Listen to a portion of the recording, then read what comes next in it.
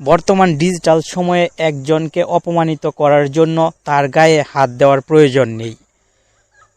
তার মোবাইলের মাধ্যমে কার সঙ্গে কয় মিনিট কথা বলছে তা যদি আপনি রেকর্ড সহ পেয়ে যান, তাহলে স্বাভাবিকভাবে সেই ব্যক্তিকে খুব সহজেই অপমান করা সম্ভব হবে। সেম কাজটি যদি আপনার সঙ্গে হয়, আপনার মোবাইলে তো এমন কোনো অ্যাপ থাকতে পারে যে অ্যাপটি আপনার শত্রু আপনার মোবাইলে ইনস্টল করে দিয়ে হাইড করে দিয়েছে। সে সবসময় পেয়ে যাচ্ছে আপনি কার সঙ্গে কথা বলছেন তার লিস্ট এবং রেকর্ড সহ।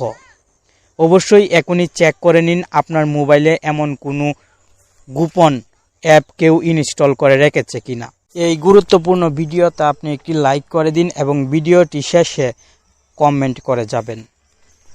আপনি যদি এখন চেক করেন আপনার মোবাইলের অ্যাপগুলো, তাহলে দেখবেন সেই গোপন অ্যাপটি হয়তো শো হচ্ছে না, কারণ এখান থেকেও অ্যাপ হাইড করে দেওয়া সম্ভব।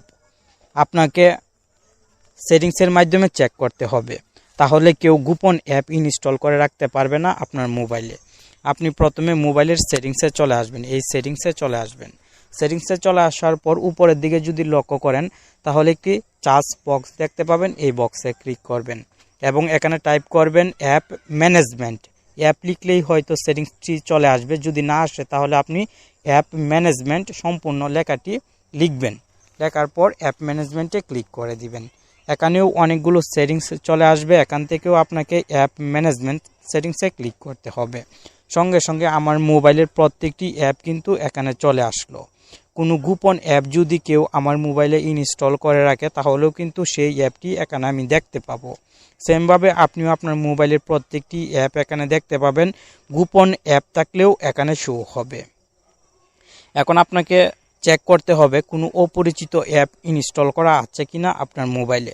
আপনি একটু সময় নিয়ে অবশ্যই চেক করবেন। আমি যদি এখানে চেক করি, তাহলে এখানে একটি ভয়েস রেকর্ডার দেখতে পাচ্ছি। এই রেকর্ডার কিন্তু আমি ইনস্টল করিনি, তবে আমার মোবাইলে এখন ইনস্টল করা। আমি কোনোভাবেই অ্যাপটিকে খুঁজে পাইনি, তাই আনইনস্টল করতে পারিনি। এখন এখান থেকে আনইনস্টলে ক্লিক করে আনইনস্টল করে দিব।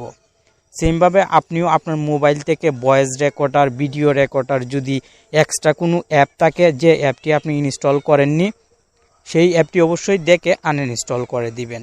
এভাবেই কিন্তু নিরাপদে থাকা সম্ভব। বর্তমান ডিজিটাল যুগে আপনাকেও স্মার্ট হতে হবে। বর্তমান এই সময়ে অবশ্যই আপনাকেও স্মার্ট হতে হবে, তাহলেই কেবলমাত্র আপনি নিরাপদে থাকতে পারবেন। ধন্যবাদ।